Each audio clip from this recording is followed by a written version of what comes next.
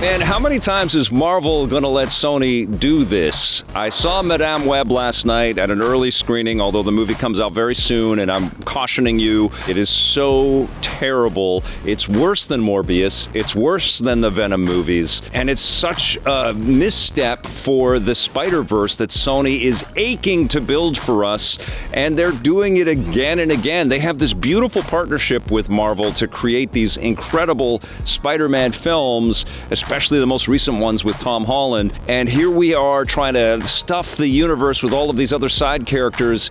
And this movie is just so freaking half-assed. And it's unbelievable that it is, because it's loaded with star power. Dakota Johnson plays Madame Web. We've got Sweeney in there, and Isabela Merced, Adam Scott, and Emma Roberts. I mean, lots of really famous, successful people are in this movie. And it does have connections to the Spider-Verse with characters that you wouldn't necessarily expect. It's a little cheap, but Ben Parker shows up, played by Adam Scott, and Emma Roberts plays a pregnant Mary Parker, and so you can probably guess what's going on there and that sort of subplot. And we've got Dakota Johnson playing this woman named Cassandra Webb, whose mom passed away in the Amazon looking for spiders, and she got bit by a spider in the Amazon, and through that passed on some interesting powers to her baby Cassandra, who grows up to be this woman that's a paramedic and starts having visions of the future, and can start to see these Final Destination-like scenarios of people facing extreme harm, and it starts to freak her out psychologically. And in that, there's some interesting storytelling motifs, stuff that kind of evokes some horror movies or the Final Destination series. And I thought, okay, we can kind of progress along these lines. But then the movie gets super cluttered with the idea of this underwhelming bad guy, Ezekiel, played by Tahar Rahim, who was around in the Amazon and knows about all of the powers and all that stuff, and also has some visions and can see some of the threats that face him. And so he's on a rampage to go and face everybody and square off against not only Madame Web, but also these kids who will eventually become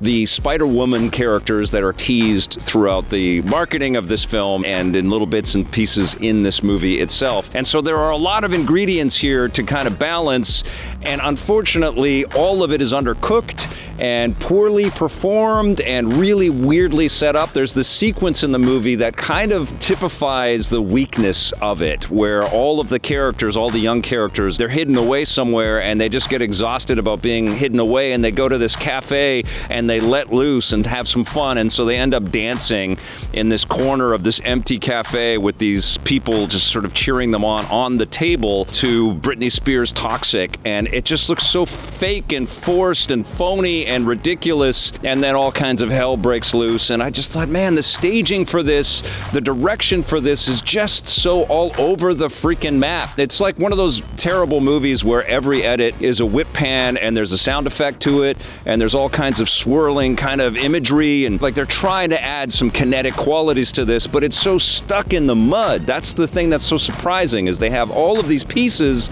but it's just so damn dull and dry. And so it becomes this convoluted stew of ideas and concepts that are just not realized and not fun. And I hate to throw shade at the lead performer, because I know that she wanted to put some stuff into here, but it was just the wrong choice for this character. It's like she's playing the older version of the character, the knowing, see-all, sort of like has been through everything character, when she's supposed to be this young woman, this 30-year-old woman that is facing all of this crazy stuff, but she's so devoid of energy or enthusiasm or any believability. Like every action she has to have as this paramedic, this life-saving occupation, just doesn't look committed to, you know? I kept thinking about Tom Holland's enthusiasm and his excitement and his commitment and his ability to kind of throw all kinds of emotional range into the character, and that's why we get invested in him as a superhero and as a person. His performance as Peter Parker is as wonderful as anything that we can see on screen as Spider-Man. Unfortunately, Dakota Johnson just does not let you in like that. We just don't really feel for her. We don't really care about where she's going with this, because it looks like she doesn't really believe, like she doesn't really care about this. And you can kind of throw that all over the place. Like most of the actors are just kind of they're there, but you can see they don't really believe what's happening. Like you can see on their faces that they're thinking, this could be bad. This could be a really bad movie. Like Adam Scott is an amazing actor, and he's kind of phoning it in, and like everybody. And I don't know if that's because of the way it's been edited or the staging on the director's part, but I was just shocked at how bad this was. You know, I thought we hit some pretty low lows with Morbius, and there was still some fun to be had in that movie, and I thought that the Venom movies haven't been great, but there was still some fun to be had. This was just terrible, and it's one of those movies that, you know, again, paints the picture that we all have superhero fatigue and we're over it.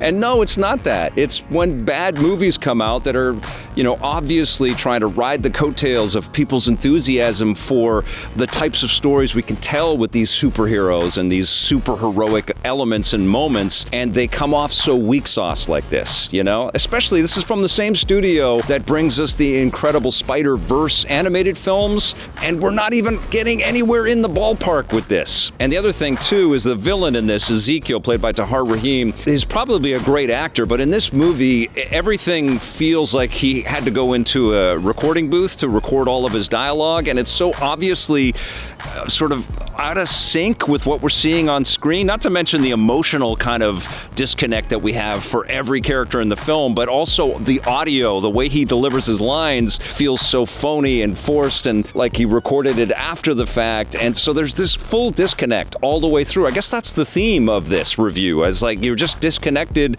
you don't believe in it, and it was unbelievably dull and just noisy and a waste of time. It's just awful. Don't go see Madam Web. That's my recommendation for you. I'm going to give it a 3 out of 10.